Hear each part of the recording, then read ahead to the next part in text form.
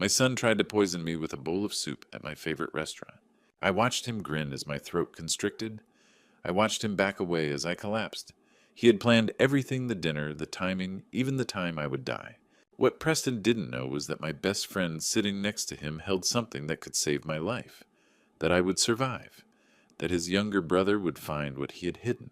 3 weeks later, I rolled into that meeting room in a wheelchair, and Preston's face was deathly pale.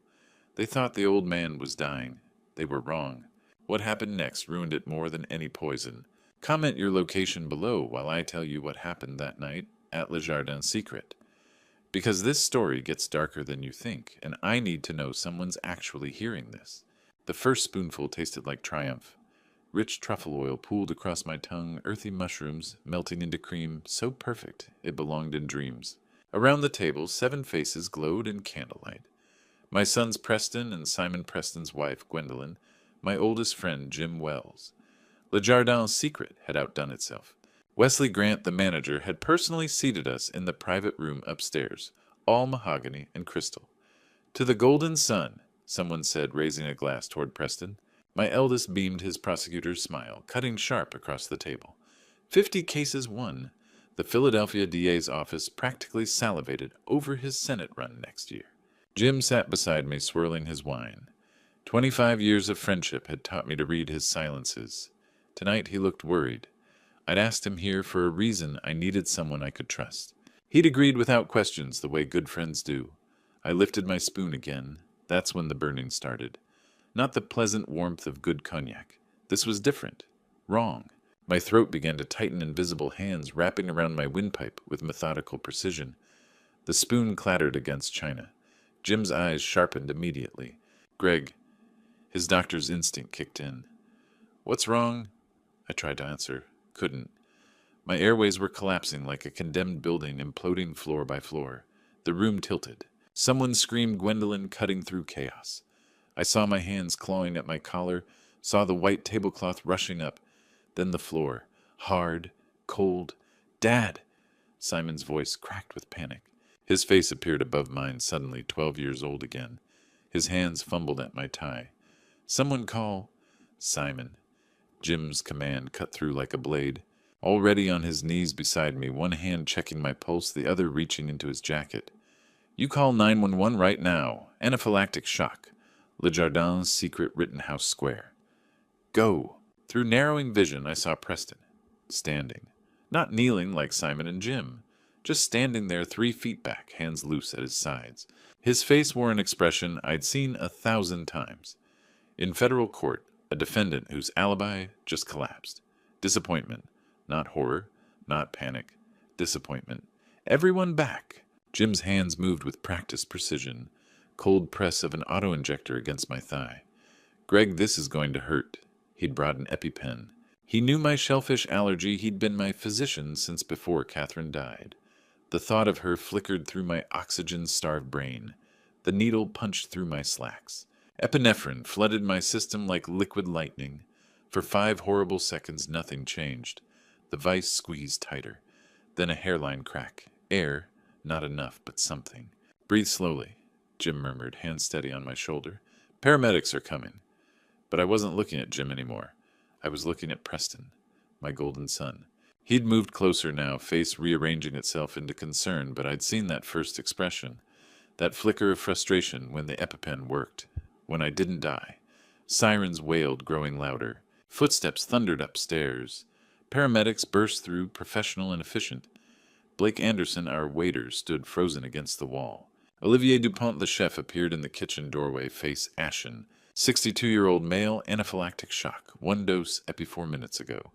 Jim told the lead paramedic, Santos, her name tag read, known shellfish allergy. Responsive but respiratory distress, ongoing. They lifted me onto a gurney. The ceiling passed overhead, crown-molding chandelier doorframe. Cool October air hit my face as they wheeled me toward the ambulance. Above Philadelphia's sky glowed dirty orange. Jim climbed in beside me. Santos was already hooking me to monitors, beeps and numbers I couldn't process. You his physician? She asked.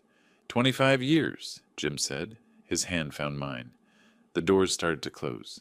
Through the gap, I saw Preston on the cobblestone sidewalk, hand raised in some gesture that might have looked like concern to anyone who hadn't seen his face when he thought I was dying. I pulled Jim closer. My voice came out raw, broken but clear enough. "Jim!" Each word cost me. "Check the soup." It was Preston. The door slammed shut. The ambulance lurched forward, sirens screaming into the Philadelphia night. And somewhere behind us, my eldest son watched his perfect crime unravel. The thing about mornings after near death is that you remember the morning before with painful clarity. 18 hours earlier, I'd woken to silence.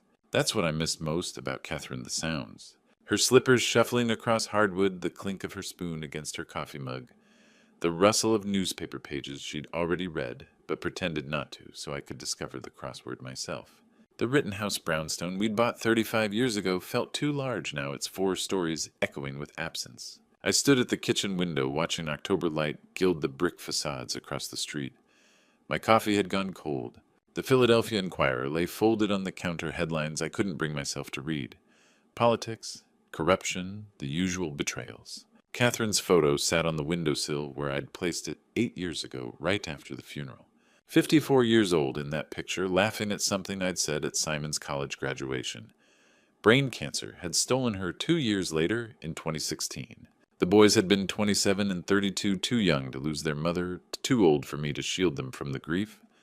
My phone shattered the silence. Preston's name lit up the screen. I almost didn't answer. We hadn't spoken in 2 months, not since our confrontation in my study. The confrontation where I'd given him an ultimatum he'd clearly chosen to ignore. "Dad." His voice came through tight, controlled, the prosecutor voice he used in court. "Dinner tonight. 7. Le Jardin Secret. I have news." Not a request, an announcement. "Preston, I don't think, please." The word sounded wrong in his mouth, like he'd had to excavate it from somewhere deep and unfamiliar. "It's important. Family should be together for this." The line went dead before I could respond. I stood there, phone cooling against my palm, unease spreading through my chest like ink and water. Preston didn't do "please." Preston didn't do vulnerable, and he certainly didn't invoke family, not after what I knew about him, about what he'd done to those men. 20 minutes later, Simon called. "Dad, you okay?" My younger son's voice carried the warmth Preston's had lacked. "I just got a weird call from Preston about dinner tonight." "Did he call you too?" "He did." "Something's off. He's been acting strange lately." Simon paused, choosing words carefully. "Stressed, aggressive, more than usual. Gwendolyn called me last week, said he's barely sleeping." "Did she say why?" "No. But Dad, I'm worried. About you. About whatever Preston's planning." I looked out the window again. A woman walked her dog past my brownstone normal Tuesday morning routine, oblivious to the small dramas playing out behind closed doors. "I'll be fine, Simon. I can handle your brother." That's what worries me. You shouldn't have to. After Simon hung up, I walked to my study. The family photo hung above my desk, all 4 of us at the shore in 2010. Catherine radiant in her summer dress, the boys still young enough to stand close to their parents without self-consciousness. Preston had his arm around Simon's shoulders. Brothers. They'd been brothers once. I pulled the photo down, studied Preston's face. 25 years old, fresh from law school, blazing with ambition. When had that ambition curdled into something else? Something that could fabricate evidence, destroy innocent lives, threaten his own father. My desk calendar sat open to today's date, Tuesday, October 15th. I'd circled it in red last week after I'd made my plan with Jim. After I'd decided tonight would be the night I'd give Preston one final chance to confess. To make it right before I went to the authorities. Tonight, everything would come to a head. I just didn't know how right I was, or how close to death that truth would bring me. I stared at the calendar at that red circle and felt the weight of inevitability settle over me like a shroud. Today was the day everything would end one way or another. I just didn't know my eldest son had already decided how. 3 months before the soup, I discovered my son was a killer. Not the kind who pulls triggers, the kind who wears Brooks Brothers suits and corrupts justice itself. It started as pride, the worst sins always do. Late July, past midnight, I sat in my study surrounded by case files. Preston had just won his 47th conviction, and the Philadelphia Inquirer had called him the DA's office's secret weapon. I'd pulled his trial transcripts like a father admiring report cards. The Travis Hayes case caught my eye first. Armed robbery, 15 years. Open and shut, according to Preston's closing. Except something nagged at me. The witness placed Hayes at a 7-Eleven on South Broad at 10:47 p.m. The robbery happened on North Broad at 10:52. 5 minutes. Plenty of time. Except those locations were 12 miles apart. I pulled traffic camera archives, a benefit of federal court connections. At 10:51, Travis Hayes' car sat in construction traffic on I-76. No way he'd made that store. My hands started shaking. Preston's discovery files showed an alibi witness had come forward. A gas station clerk who'd sold Hayes cigarettes at 10:49, 7 miles from the robbery. That witness never testified. The defense never knew he existed. Preston had suppressed exculpatory evidence. One case could be oversight. I told myself that as I reached for the next file. Daniel Crawford. Aggravated assault, 12 years. The witness had initially described the attacker as 6'2", with a tribal tattoo. Crawford was 5'8", with no tattoos. Preston's private notes found in his locked drawer, using a key I'd given him at 16, said simply, "Witness coached. Height discrepancy inadmissible if defense doesn't notice." They hadn't noticed.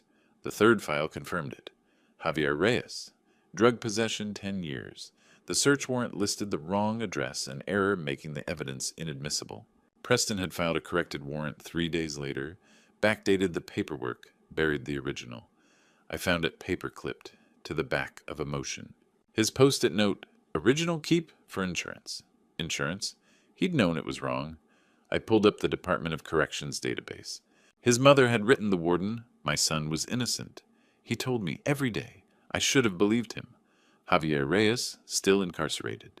Psychiatric evaluations showed severe depression, suicidal ideation. 2 men dead, 1 man's life destroyed. And for what Preston's career tracker sat in his desk, a spreadsheet from law school forward. Each conviction listed with win rate impact media mentions. Next to Hayes, Inquirer mentioned good press. Next to Crawford, DA took notice promotion track. Next to Reyes, 45th win milestone, milestones. I sat in that study until dawn broke over Philadelphia, staring at evidence of my son's crimes. The son I'd raised to believe in justice. The son Catherine had taught to value integrity. The son who'd sent 2 innocent men to their deaths. My hand reached for the phone. FBI. I needed to call the FBI, but my hand shook so violently I couldn't dial. Because once I made this call, I wouldn't just be reporting a corrupt prosecutor. I'd be destroying my own son. 2 months before the soup, I looked into my son's eyes and saw nothing human looking back. I'd rehearsed the confrontation for days. What I'd say, how I'd say it. I'd imagined Preston breaking down, confessing, begging forgiveness. I'd imagined Catherine's voice guiding me, firm but compassionate, the way she'd handled the boys when they were young and testing boundaries. But Catherine had never dealt with this. Neither had I. "Close the door," I said when Preston arrived at my study. Sunday afternoon. Simon was at a Phillies game. The brownstone silent except for the clock on my mantel counting down. Preston closed it. Sat in the leather chair across from my desk, the same chair where he'd done homework as a teenager, where I'd taught him to think like a lawyer. He crossed one leg over the other, perfectly at ease. I slid the files across the mahogany. "I know what you did." He didn't even glance down. "Which thing are we discussing?" The casualness of it, that's what broke something in me. "Travis Hayes, Daniel Crawford, Javier Reyes." My voice shook. "You fabricated evidence, suppressed alibis, coached witnesses. You sent innocent men to prison, Preston. 2 of them are dead. I won cases," he corrected. His tone was the same one he'd used discussing the weather. "That's what prosecutors do, Dad. We win. Not like this. Not by destroying innocent." Were they innocent? Preston leaned forward, and for the first time I saw animation in his face. Hayes had 3 priors. Crawford was a known associate of the Kensington crew. Reyes had drug connections going back to high school. Maybe they didn't commit those specific crimes, but they weren't exactly Boy Scouts. That's not how justice works. That's exactly how justice works. Preston smiled the same smile that had charmed juries, judges, the media. "The system isn't about truth, Dad. It's about narratives. I just made sure the right narrative won." I felt like I was drowning. 2 men are dead. They killed themselves in prison because no one believed them. The files sat between us, damning and ignored. He hadn't even looked at them. I'm giving you 2 weeks, I said. My hands were shaking again, so I pressed them flat against the desk. Turn yourself in. The Pennsylvania bar, the DA's office, I don't care. Make this right, or I'm going to the FBI. You destroy your own son. His eyebrows raised, more curious than hurt. You destroyed yourself when you chose ambition over integrity. For a long moment, Preston studied me. The way an entomologist studies an insect pinned to a board, detached, analytical, faintly amused. Dad, let me explain something. He stood, buttoned his suit jacket. Those cases got me where I am. 47 wins 94% conviction rate. The Senate seat is basically mine. And you think I'm going to throw that away because of 3 criminals who couldn't handle prison? They weren't criminals. That's the point. Everyone's a criminal. Preston's smile widened. Some just haven't been caught yet. I simply accelerated the process. He walked to the door, paused with his hand on the knob. You'll regret this, Dad. Family should protect family, not stab each other in the back. His eyes. Catherine's eyes, the same hazel green, held no warmth at all. Think very carefully about your next move. The door clicked shut behind him. I sat alone in that study as afternoon light slanted through the windows, illuminating dust motes that drifted like ashes. The clock on the mantel kept ticking. The files sat on my desk, evidence that would destroy my son's life. That's when I understood. That wasn't a plea. It wasn't even an argument. It was a threat.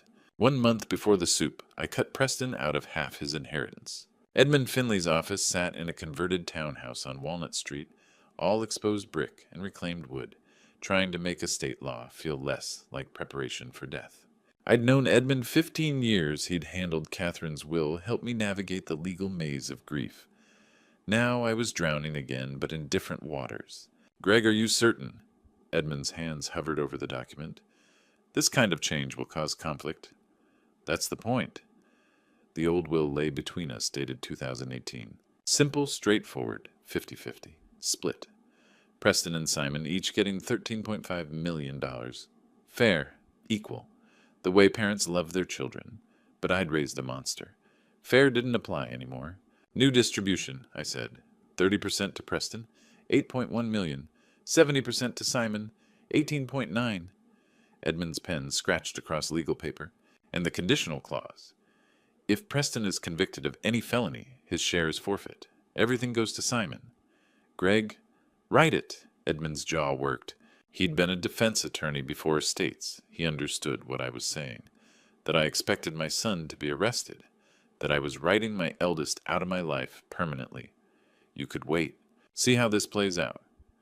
Preston sent 2 innocent men to their deaths. He threatened me when I confronted him. I met Edmund's gaze. He doesn't deserve more than 30%. Honestly, he doesn't deserve anything. But I can't cut him off entirely. Not while some pathetic part of me still hoped. Edmund nodded, kept writing. I want a letter sealed with this, to be read after my death, explaining why. That could be used in court if Preston contests. Let him contest. Let it all come out in probate. My hand shook as I signed. Gregory Thomas Donovan. The signature looked wrong, shaky and old. I'll file this tomorrow, Edmund said. Does Preston know? No, keep it confidential. Of course. 3 weeks later, I called Edmund with a question about trust language. Technical boring. We talked maybe 5 minutes. I didn't know Preston had followed me that morning. Didn't know he'd parked down the block, watched me enter Edmund's building. Didn't know he'd been tracking my movements since our confrontation, paranoid and desperate.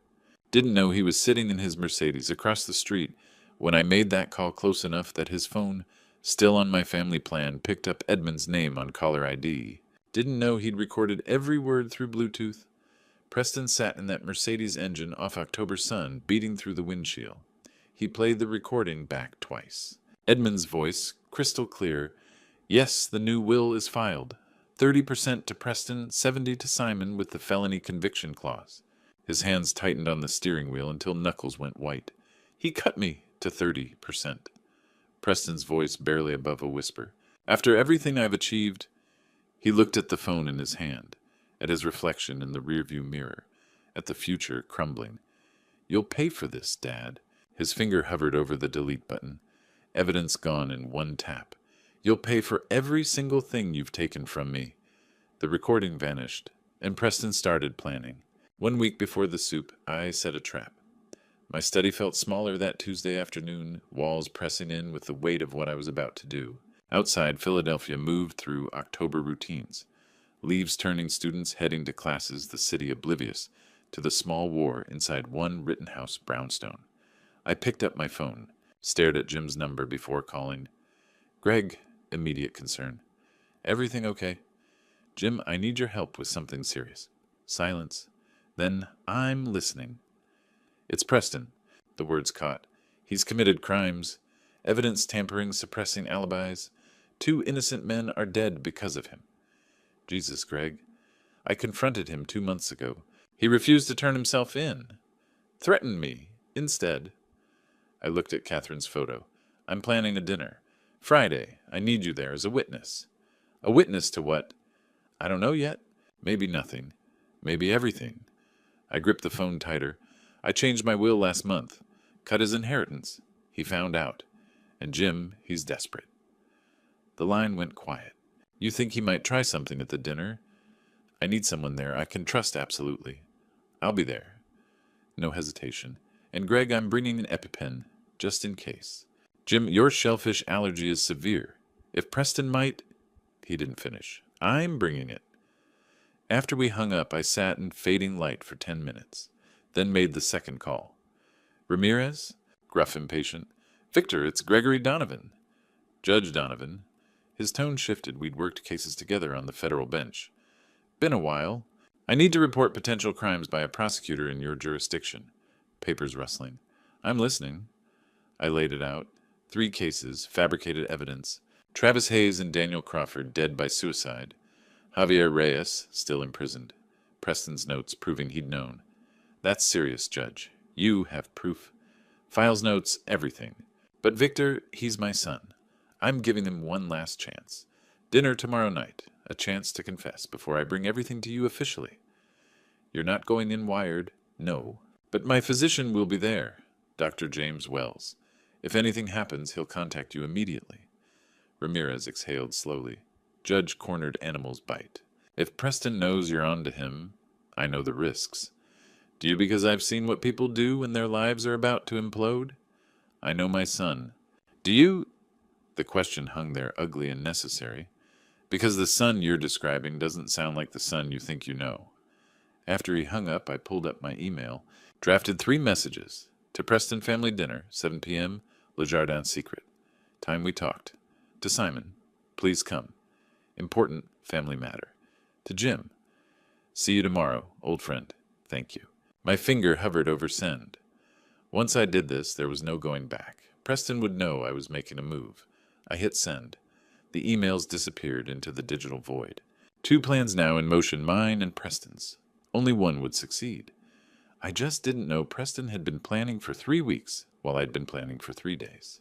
Didn't know he'd already bought the crab oil. Already bribed Edmund. Already researched beta blockers and how to make murder look like an accident. I thought I was setting a trap. I was walking into one. Later, from evidence collected during the investigation, I learned what Preston did in those final 2 weeks. How meticulously he planned my murder. It started the night he intercepted my call with Edmund. The night he learned I'd cut him to 30%. Preston sat in his Center City penthouse, the one he'd bought with his prosecutor's salary and Gwendolyn's trust fund, and did what he always did when facing a problem. He researched. Google search history recovered from his laptop, shellfish allergy fatality rate, anaphylaxis death statistics. Can anaphylaxis be induced intentionally? Then around 2 a.m., beta blockers' effect on epinephrine. That's when he found it, the perfect murder weapon hiding in plain pharmacology. Beta blockers, drugs used for heart conditions, anxiety, blood pressure block, adrenaline receptors. They're why doctors ask about them before prescribing EpiPens. Because if you're taking beta blockers and go into anaphylactic shock, the epinephrine can't work. Your airways stay closed. You die. Preston's search history, 2:47 a.m. Undetectable beta blockers in food. By dawn, he had his method, but he needed insurance. If I died and the original will stood 30-70 split, he'd lose millions. He needed the old 50-50 restored. Better yet, he needed more. Edmund Finley's daughter gave him leverage. Isabel Finley, 16 years old, had been fighting leukemia for 3 years. The experimental treatment in Switzerland, her last hope, cost $450,000. Insurance wouldn't cover it. Edmund had already mortgaged his house, emptied his retirement. He was $450,000 short of saving his daughter's life. Preston's calendar, October 1st. Meeting EF private. They met at a coffee shop in Old City. Edmund's statement to police later described it. Preston slid an envelope across the table. Said it was $450,000 in cash. Said all I had to do was forge one document. Edmund had refused, initially. Then Preston showed me photos of Isabel, from her Facebook. Asked how I'd feel watching her die, knowing I could have saved her. Edmund's voice had broken during his confession. He said no one would ever know. Judge Donovan was old, would die, eventually anyway. This just accelerated things. Edmund took the money. 3 days later, he produced a new will, notarized witness by 2 temporary clerks who didn't exist. The will gave Preston 85%, $22.95 million. Simon 15%, $4.05 million. Preston's notes found on his laptop. New will filed at EF office. Original hidden at his residence. If questioned, contest claim undue influence on old man settle for 50-50. Either way, win. But the will was only half the plan. The murder required precision. Preston's browser history. October 3rd. Purchase propranolol, no prescription. Propranolol, a common beta blocker.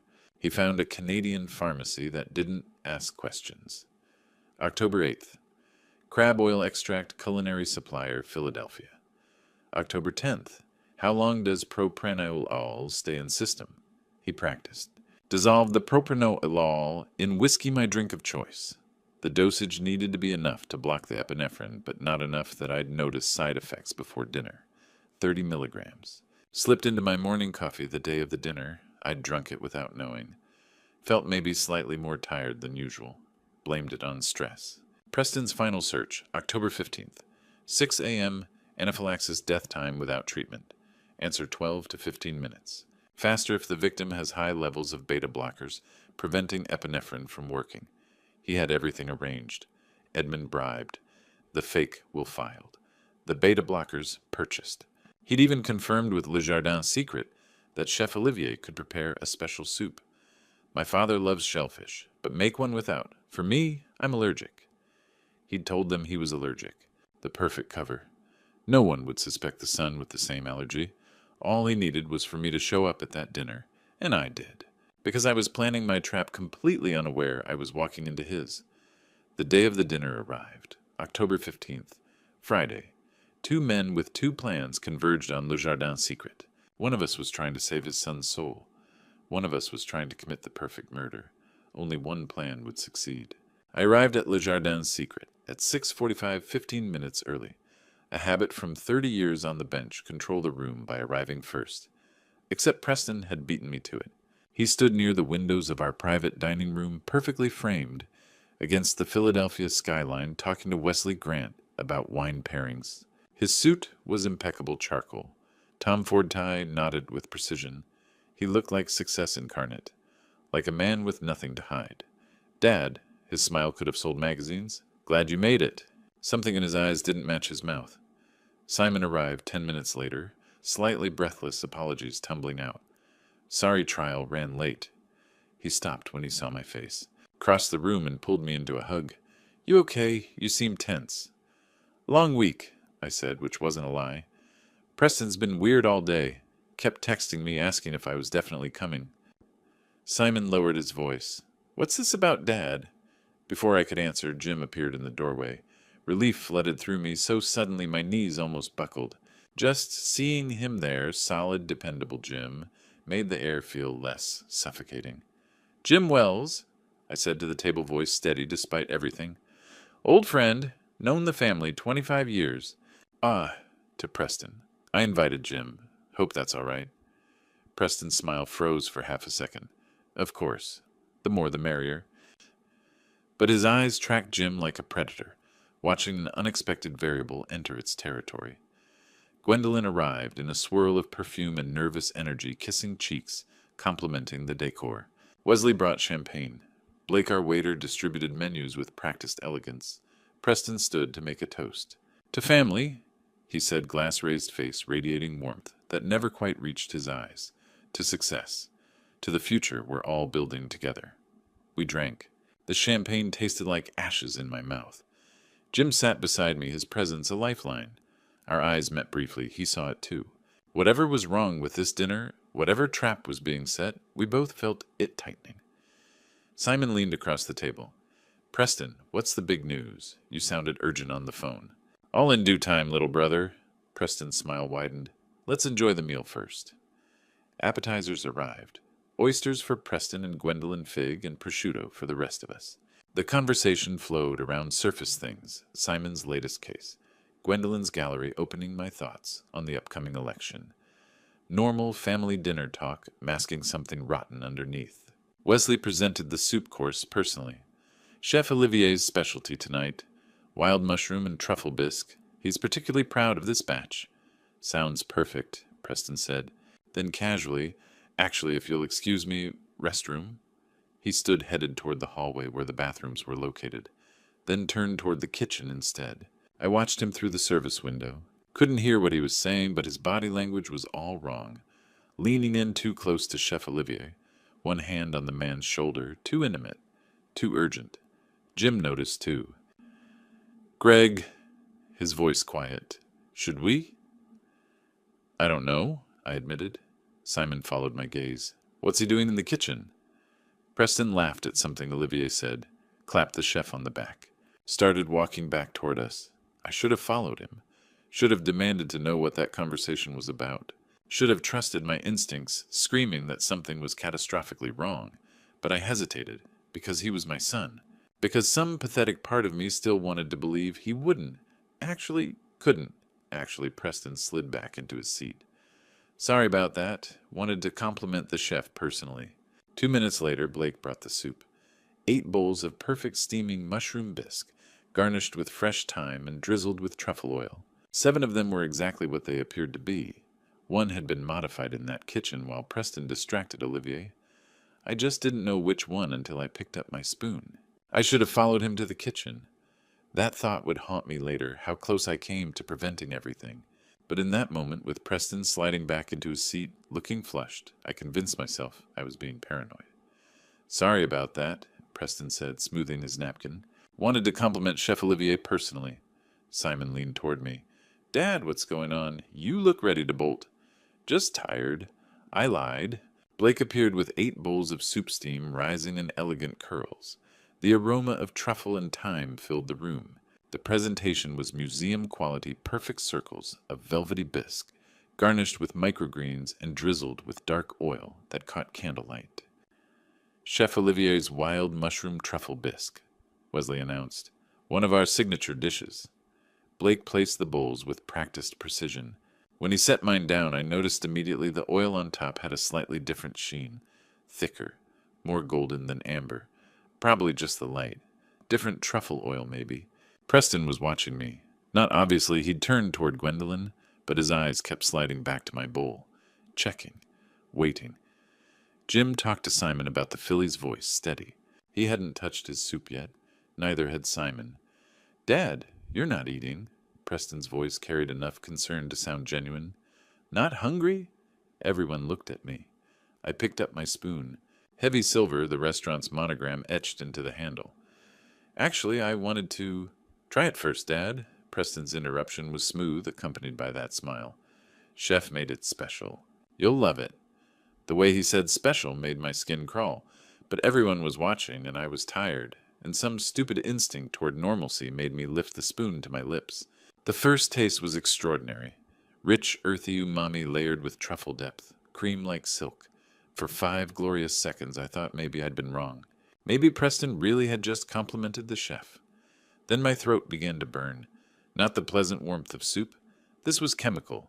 Wrong. Like barbed wire through my esophagus. I set the spoon down, reached for water. The burning intensified. My throat was closing. Not gradually, rapidly, like someone pulling a noose tight. The water glass slipped from my hand, crystal shattering against china. "Greg!" Jim's voice sharp with alarm. I tried to answer. Couldn't. My vocal cords had seized. The room tilted, faces blurring, but through chaos I saw one thing with perfect clarity. Preston's face. Not concerned, not shocked. Watching. Calculating. And in his eyes, just for a moment before he rearranged his expression in satisfaction, he'd done this. Put something in my soup. Was watching me die with the cold assessment of a prosecutor, confirming a verdict. My son was killing me. The thought was almost worse than the anaphylaxis. Worse than my lungs seizing my vision, tunneling my body, betraying me. I'd raised him, loved him, taught him right from wrong, and he'd chosen this. The floor rushed up. Someone screamed, "Gwendolyn, maybe Simon." Hands grabbed at me, but I was already falling, drowning in my own body's reaction to whatever poison Preston had laced through that perfect soup. My last conscious thought before darkness, I'd walked into his trap after all, and it was perfect. 3 days after the soup, I woke to the steady beep of monitors and Simon's tear-stained face. "Dad!" His voice cracked. "Thank God!" My throat felt like someone had taken sandpaper to it. Every breath burned. The fluorescent lights of Pennsylvania Hospital's ICU were too bright, the antiseptic smell too sharp. I tried to sit up, but Simon's hand pressed gently against my shoulder. "Don't move. You're okay. You're going to be okay." A doctor I didn't recognize appeared beside the bed, late 40s, competent looking. His name tag read Dr. Matthew Brenner, Cardiology. He checked the monitor, then turned to me with the carefully neutral expression doctors wear when delivering serious news. "Judge Donovan, I'm Dr. Brenner. You suffered severe anaphylactic shock 3 days ago. We nearly lost you twice in the ambulance." The memories flooded back. The soup, the burning, Preston's face watching me die. "You had shellfish proteins in your system," Dr. Brenner continued, "but we also found something else in your blood work." He paused. "Beta blockers. Do you take any heart medication?" "No." My voice came out as a rasp. "Never taken beta blockers in my life." Dr. Brenner and Simon exchanged glances. "That's concerning, Judge. Beta blockers prevent epinephrine from working. Whoever gave you shellfish also gave you medication that would make sure the EpiPen failed." His voice was careful, professional. "Someone who knew your allergy and knew pharmacology tried very hard to kill you." Simon's hand tightened around mine. "Dad was at Preston." Before I could answer, the door opened. Jim stood there, still wearing his dress shirt from Friday night tie, loosened, looking like he hadn't slept in 72 hours. Relief crashed across his face when he saw me awake. "Greg!" He crossed the room in 3 strides. "Thank God." "Jim!" My throat made speaking agony. "The soup." "I know." He pulled a chair close, sat down heavily. "I saved your bowl. Gave it to police immediately after the ambulance left. I wasn't letting anyone touch that evidence." He looked at Simon, then back to me. "Greg, I called Detective Ramirez like you asked. He's been waiting. Are you strong enough?" I nodded. Jim stepped into the hallway. Returned with a man I recognized from 15 years of courthouse interactions. Detective Victor Ramirez, Philadelphia, homicide. He'd aged well, still sharp-eyed and skeptical, the kind of cop who didn't take anyone's word for anything. "Judge Donovan," Ramirez approached the bed. "Good to see you conscious. Dr. Wells here's been keeping me updated." He held up an evidence bag containing my soup bowl, sealed and labeled. "Lab-confirmed shellfish contamination, specifically crab oil. High concentration mixed throughout the soup." His eyes locked onto mine. "But it's the beta blockers that concern me more. Dr. Brenner's report shows propranolol in your system. 30 milligrams.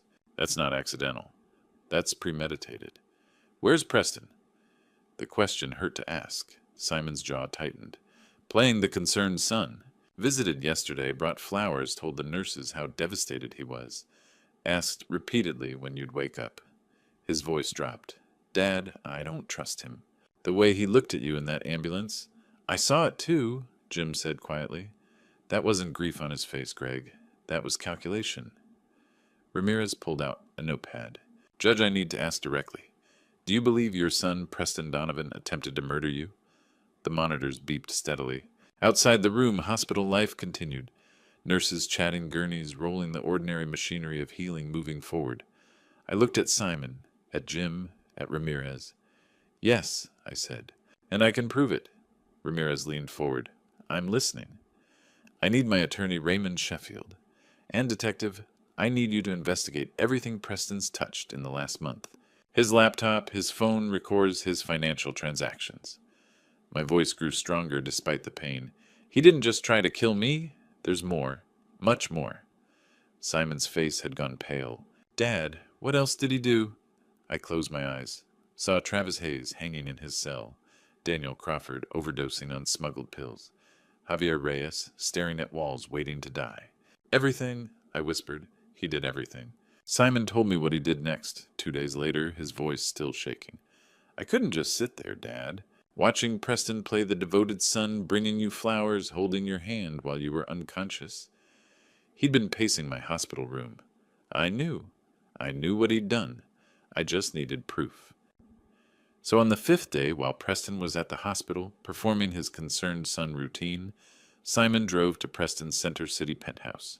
He still had the spare key from years ago, back when they were brothers, before everything fractured. The doorman recognized him, waved him through. Why would he question Preston's brother? The penthouse was exactly what you'd expect: minimalist furniture, expensive art, floor-to-ceiling windows overlooking Philadelphia. Everything arranged to project success. Simon stood in the entryway, heart pounding. This was breaking and entering, career ending for a public defender if caught. But he thought about me lying in ICU and pushed forward. Preston's study was locked, but Simon had watched Preston unlock it 100 times, 4 digits, law school graduation year. The lock clicked open. The laptop sat on the mahogany desk, closed but not put away. Preston's arrogance, he didn't think anyone would dare look. Simon opened it, expecting a password screen. It opened directly to the desktop. I almost laughed, Simon told me. He still used the same password we'd shared as teenagers. Our old apartment number plus Mom's birthday. Never changed it. The desktop was organized with Preston's typical precision folders, labeled by case names, legal briefs, campaign materials. Everything legitimate on the surface. Then Simon saw it. A folder tucked in the corner. Plan B, contingency. His hands shook when he clicked it open. Research documents on anaphylaxis. Articles about shellfish allergy fatality rates. A PDF titled Medications That Block Epinephrine Response. A timeline in Excel, dinner execution plan. October 1st, secure funding. October 3rd, purchase propranolol. October 8th, arrange restaurant modifications. October 15th, implementation. Implementation. Like I was a business strategy. Screenshots of 2 wills, the old one showing 50-50, the new one showing 30-70. Preston had known exactly how much money he stood to lose. Then Simon found the audio file, labeled Insurance EF. He clicked play. Edmund Finley's voice, nervous. Preston, I can't do this. Forging a will is... Preston's voice, smooth and cold. My father made a mistake cutting me out, Edmund. I'm correcting it with your help and $450,000. Your daughter needs that surgery, doesn't she, Isabel? Sweet girl. Be a shame if she died because you chose scruples over her life. Simon's stomach turned. He grabbed a USB drive from Preston's drawer. Of course, Preston had extras organized and started copying everything. The folder was massive. Research, timeline, audio files, screenshots of texts with Chef Olivier, bank transfers. Preston had documented his own crime with prosecutorial attention to detail. The copying bar crawled. 60%. 70. That's when Simon heard it. The sound of a key in the front door. His blood went cold. Preston wasn't supposed to be back for hours. Footsteps in the entryway. Preston's voice on his phone. No, I'm just grabbing files. Back at the hospital in 20 minutes. The USB 85%. Simon's heart hammered. The study door was open. If Preston walked past, he'd see everything. 90%. Preston's footsteps coming closer. Did you hear something? 95%. Probably the wind. These old buildings. 100%. Complete. Simon yanked the USB out, shoved it in his pocket, closed the laptop exactly as he'd found it, looked wildly for escape. The study had a door to the kitchen. Preston's open-plan design meant multiple exits. Simon slipped through as Preston's footsteps reached the study doorway. Weird, Preston muttered. Could have sworn I closed this. Simon pressed against the kitchen wall, barely breathing, heard Preston moving around the study. then footsteps retreating, the front door opening and closing. Simon waited 5 full minutes before moving, then he ran. When he finally made it to his car, hands shaking so badly he could barely get the key in the ignition, he looked at the USB drive in his palm. Everything we needed to destroy Preston. I had it all, Dad, Simon told me later, eyes bright with tears. Everything. Simon told me about Edmund the next morning, voice tight with fury. The day after finding Preston's laptop, Simon had driven to Edmund Finley's office on Walnut Street. Concerned son's sick father needed to understand estate arrangements. All technically true, minus the attempted murder part. Mr. Finley, I need to see my father's will. He's very sick. I should understand his wishes. Edmund had gone pale. Actually pale like blood draining from his face. Simon, of course. Edmund's hands trembled, pulling a file from his cabinet. The trembling of guilt, not grief. He laid the document on his desk like it might explode. Simon read it once, then again. This can't be right. Dad told me 70%. This says 15. This is the only version on file, signed and notarized 1 month ago. Show me the signing records, the witnesses. Edmund fumbled with papers. The witnesses were temporary staff. Temporary staff for a multi-million-dollar will. That's not standard, Edmund, Simon's lawyer instinct screamed. Dad requested 70% to me because Preston's under investigation. Did you know that when you forged this? Edmund flinched. I don't. Yes, you do. Simon pulled out his phone, photographed the will. Edmund reached for it, stopped. Dad told me exact terms 3 weeks ago. 30 Preston, 70 me felony clause.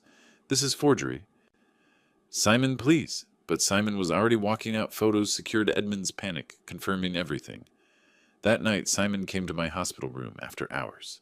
Bribed a nurse with coffee and charm, he showed me the photos. I stared at my signature perfect forgery, and the will giving Preston everything he'd tried to murder me for. That's not what I signed, my voice growled. You get 70, Preston 30. Felony clause. I know, Dad. Simon's hand found mine. Preston forged it, used Edmund.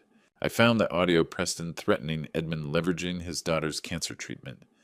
Rage burned hotter than anaphylaxis. Preston hadn't just tried to kill me. He'd systematically dismantled my wishes, corrupted my attorney, stolen from his brother. He didn't just want you dead, Simon said quietly. He wanted to rob me, too. Make it look like you chose him over me. I looked at my younger son, the good one, who'd risked everything for this evidence, and felt something crack in my chest. Tomorrow we end this, Simon's jaw set. We have laptop evidence. Forged will. Edmund as witness if we flip him. I looked at the photos again. We call Ramirez, Raymond Sheffield, and prepare for war. Preston will fight. Let him. I met Simon's eyes. He didn't just try to kill me. He tried to steal your inheritance, your future, everything your mother and I built. Simon nodded slowly. First, I smiled, and it felt like baring teeth. We visit Edmund, together. Make him understand cooperation is his only redemption. Simon told me later he didn't wait until morning. I couldn't sleep, he'd said, sitting beside my hospital bed. Kept thinking about Edmund in that office, knowing what he'd done, probably terrified Preston would find out I'd been asking questions. So at 11 p.m. on the 6th day after the soup, Simon drove to Edmund's house in Mount Airy. A modest colonial, the kind of place where lawyers who choose integrity over wealth end up. The porch light was on. Someone was still awake. Edmund answered on the third knock. His face went absolutely white when he saw Simon standing there in the November cold. We need to talk, Simon said. Simon, it's late. I can't. Edmund's voice was already shaking. I know what you did. Simon kept his voice quiet, steady. The voice he used in court when he had a witness cornered. Preston paid you to forge my father's will. $850,000. I have the recording, Edmund. Edmund's hand went to his chest like he was having a heart attack. For one horrible moment, Simon thought he actually might be. I don't. You do. Simon pulled out his phone, pressed play. Edmund's own voice filled the quiet street. Preston, I can't do this. Forging a will. Then Preston's voice, cold as January. My father made a mistake cutting me out. I'm correcting it. Your daughter needs that surgery, doesn't she, Isabel? Sweet 16-year-old Isabel. Edmund made a sound like a wounded animal. Tried to close the door. Simon blocked it with his foot. You're going to give me the real will, and you're going to tell me everything, because right now you're an accessory to attempted murder. My daughter is dying. Edmund's voice cracked completely, tears already streaming. She's 16 years old, and she has maybe 3 months left, and I was completely out of options, and Preston offered me a way to save her life. He choked on sobs. I thought your father would die peacefully. Old age, maybe a heart attack, something natural. I didn't know Preston was going to poison him. I swear to God, I didn't know. But he did. Simon's voice was hard. That's what you're an accessory to now. When Detective Ramirez gets that audio file, you're looking at 5 to 10 years. Edmund collapsed against the doorframe, literally sliding down until he was sitting on his own threshold, crying into his hands. Isabel needs that surgery, he said through tears. Switzerland. Experimental treatment. Her last hope. Insurance denied it. I've mortgaged the house twice, emptied every retirement account, taken loans from everyone I know. I'm still $850,000 short of saving my daughter's life. He looked up at Simon, face ravaged. What would you do, Simon, if it was your child dying? Not this? Simon's voice was firm, then quieter. But Edmund, my father, didn't die. Preston tried. He researched how to make murder look like an accident, and now he's going to pay for it. The question is whether you pay with him or whether you help us stop him. Edmund wiped his face with shaking hands. What do you want from me? The real will, the one my father actually signed, and full cooperation testimony, bank records, recordings, everything you have. They'll disbar me. I'll lose my practice. I'll go to prison. Maybe, probably. Simon crouched down to Edmund's level. But Edmund, there's a difference between being Preston's accomplice and being his victim. Help us put him away, and I'll make sure the DA knows you cooperated. That Preston coerced you using your daughter's life. Edmund stared at him. Why would you help me after what I did to your father? Because my father taught me something Preston never learned. Simon's voice was quiet but absolute.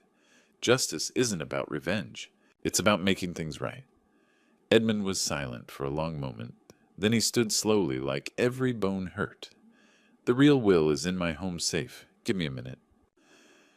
Simon waited while Edmund disappeared into his study, heard the safe clicking open, watched Edmund return with a folder in trembling hands. This is what Gregory actually signed. 30% to Preston, 70% to you with a felony conviction clause. Edmund's voice was hollow. I kept it because I was afraid. Afraid Preston would turn on me, that I'd need proof. Simon took the folder, saw my actual signature, my actual wishes preserved. What else do you have? Everything. Edmund walked to his desk drawer, pulled out a thick envelope. Recordings of every conversation with Preston. Bank records showing the $450,000 transfer. Contact info for the fake witnesses I paid. Notes on how Preston told me to backdate everything. Simon took the envelope.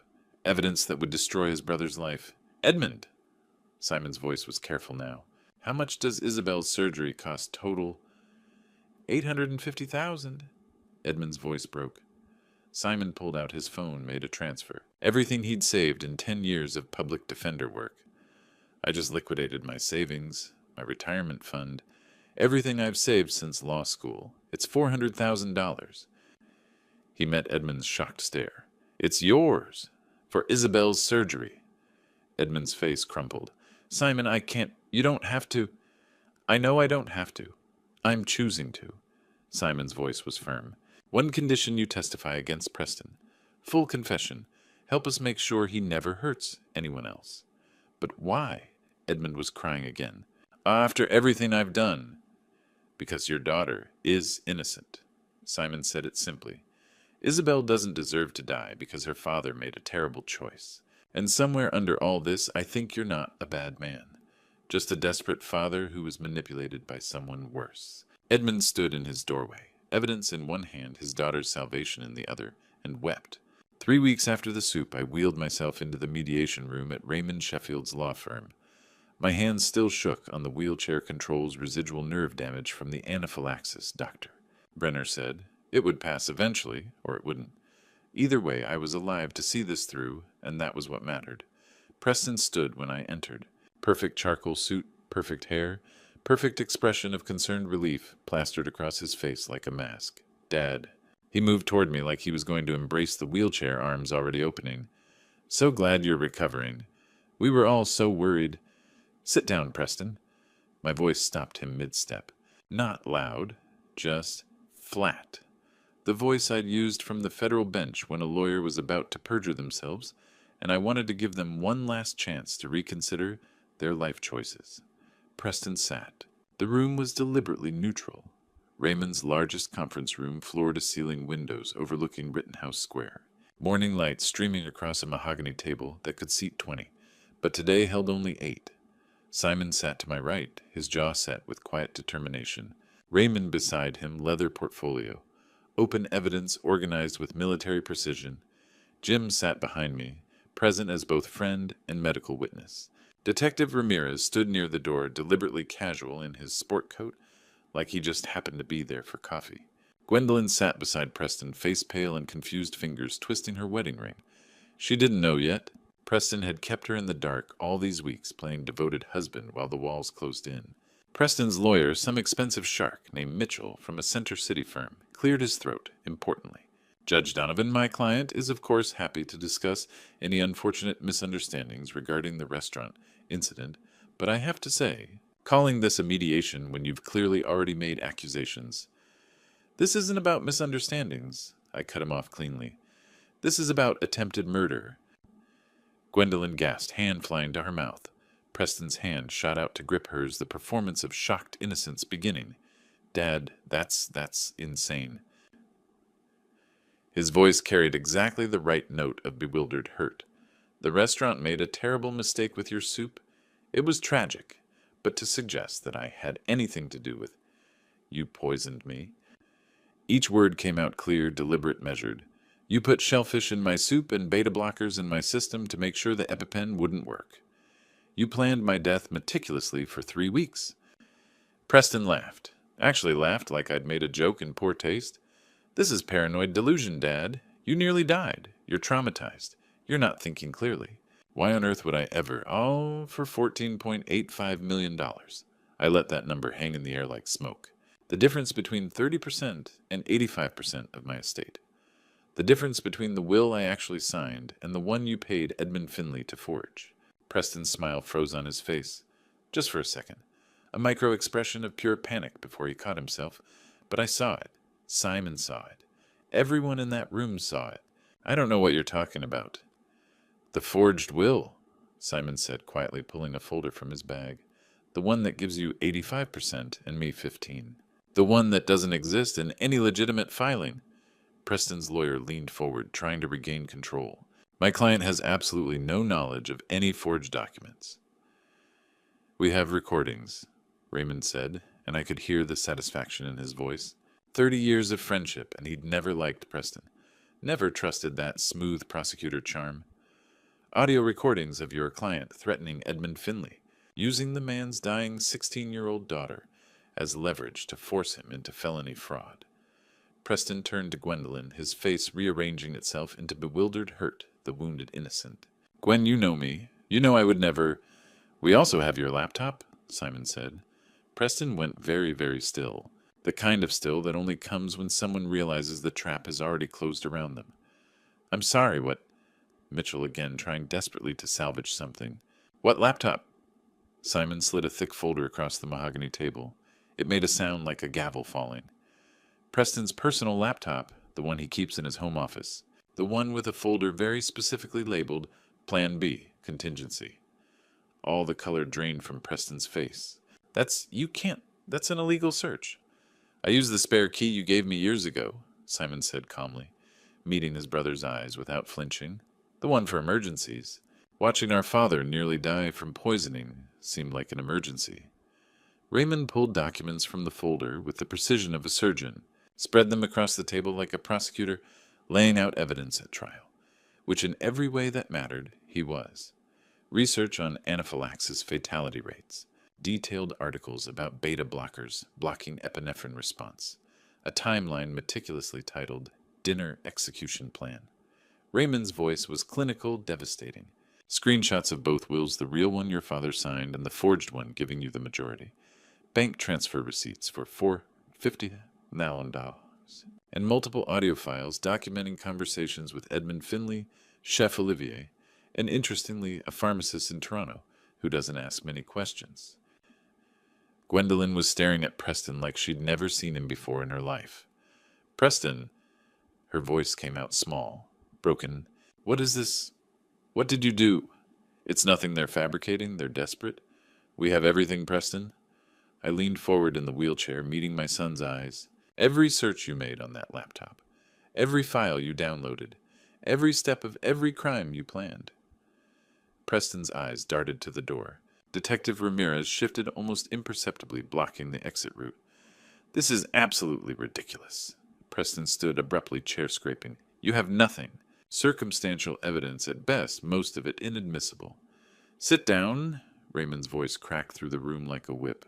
Preston didn't sit. He stood there, trapped between the table and the door, his lawyer frantically scribbling notes. You went through my private files. Preston turned to Simon, and for the first time since childhood, the mask slipped completely away. Pure, undiluted rage underneath. Preston spun on Simon, face twisted with rage.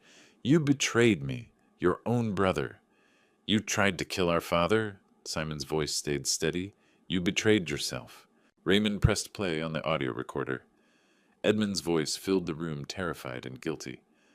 Preston, I can't forge a will. Preston's voice cold. My father made a mistake. I'm correcting it with $450,000. Your daughter needs that surgery, doesn't she? Gwendolyn stood abruptly, backing away from Preston like he'd turned into something she didn't recognize. Raymond laid out more evidence. Laptop files showing research on anaphylaxis beta blocker interactions, a timeline titled Dinner Execution Plan. Screenshots of both wills, the real one Gregory signed, and the fake one giving Preston 85%. Preston's lawyer was frantically taking notes. My client invokes his right to... Wait. Jim stood from behind me. I have something to say. Everyone turned. Jim pulled a folder from his bag. I'm Dr. James Wells. I've been Gregory's physician for 25 years. His voice was clinical. Gregory has severe shellfish allergy. I've treated him twice for minor reactions. He opened the folder. The hospital's toxicology report shows beta blockers in Gregory's system. Propranolol, 30 milligrams. Jim looked directly at Preston. I've never prescribed Gregory beta blockers. Neither has any doctor in his network. Someone gave them to him deliberately. Beta blockers block adrenaline receptors. Jim continued, voice hardening. Which means they block epinephrine, the medication in EpiPens. Whoever did this knew exactly what would happen. The EpiPen wouldn't work. Gregory would die. His voice cracked. This was premeditated murder, Preston. You researched how to kill your own father. The room went silent. Raymond added Chef Olivier's written statement. Chef Olivier confirms Preston came into the kitchen, spoke privately about a special preparation for Judge Donovan's soup. Preston's face had gone gray. It wasn't supposed to... You meant every bit. My voice cut through. You researched beta blockers. You bribed Edmund. You planned this for weeks. The door opened. Edmund Finley walked in, looking 20 years older. I'm sorry, Gregory. Edmund's voice shook. Preston paid me $450,000 to forge your will. Threatened my daughter's life if I refused. He placed two documents on the table side by side. The real will, 30% Preston, 70% Simon. The forged will, 85% Preston, 15% Simon. I'll testify to everything, Edmund said. Preston tried to run. Detective Ramirez blocked the door. Preston Donovan, you're under arrest for attempted murder evidence, tampering, bribery, fraud, and conspiracy. His hand went to his cuffs. 3 counts of prosecutorial misconduct. 2 counts of felony murder for Travis Hayes and Daniel Crawford. I earned this, Preston's voice broke. 47 wins Senate seat. I made this family name mean something. He lunged at me, Ramirez barely catching him. You destroyed me for what your precious integrity. I looked at my eldest son, handcuffed, screaming, everything Catherine and I had built completely gone. No, Preston, I said quietly. You destroyed yourself. Ramirez pulled Preston toward the door. Preston was still screaming, still fighting. You'll regret this. Simon, Simon. The door closed, cut off his voice. Gwendolyn was crying. Simon's hand found mine. Jim's hand landed on my shoulder. Raymond gathered the evidence. That's everything we need. Preston's going away for a long time. I nodded, couldn't speak. The weight of watching my son arrested pressed down until breathing hurt. You did the right thing, Dad, Simon whispered. Had I'd brought a criminal to justice. But I'd also destroyed my son. Catherine, I thought. Did I do the right thing? That was 3 months ago. 5 years later, I visited Preston in prison for the first time. SCI Phoenix visiting room smelled like industrial cleaner and defeat. Preston appeared behind the plexiglass looking 20 years older, gray hair hollow, cheeks prison jumpsuit hanging loose. We sat, said nothing for a long moment. I slid an envelope through the slot. Your mother wrote this before she died. I found it in her things last month. Preston's hands shook, opening it. Catherine's handwriting, flowing and familiar. Always choose integrity over ambition. That's what makes a life worth living. Preston's face crumpled.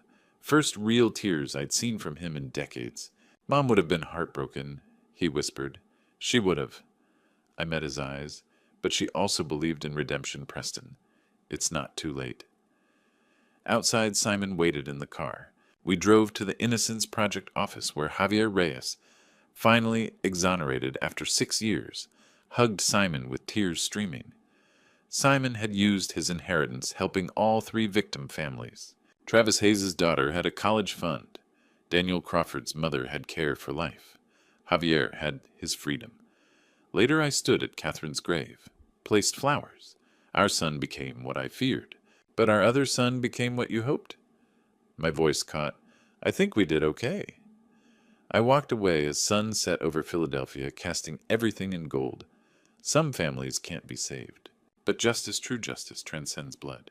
Looking back on this true story, I see now what cost my family everything. I raised Preston to achieve, but forgot to teach him contentment. I celebrated his wins, but never asked what he sacrificed for them. When ambition becomes God, integrity becomes negotiable. That's the lesson from these grandpa stories I share with you. Now, success without character is just a countdown to destruction. The Lord says in Proverbs, what good is it for someone to gain the whole world, yet forfeit their soul? Preston gained 47 convictions and lost his humanity. I pray daily that God will reach him in that prison cell, that redemption isn't beyond even him. This true story taught me you can give your children everything except wisdom. That must be earned through choices, theirs, not yours. I chose justice over blood, and God knows it nearly destroyed me. But some truths transcend family loyalty. If you're raising ambitious children, teach them this from these grandpa stories. Integrity isn't what you do when people are watching.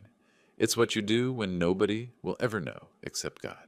Don't make my mistakes. Build character first, success second. What would you have done in my place? Would you have turned in your own son? Share your thoughts below, and if this true story moved, you subscribe so others can learn from my pain. Sometimes the hardest lessons make the best teachers.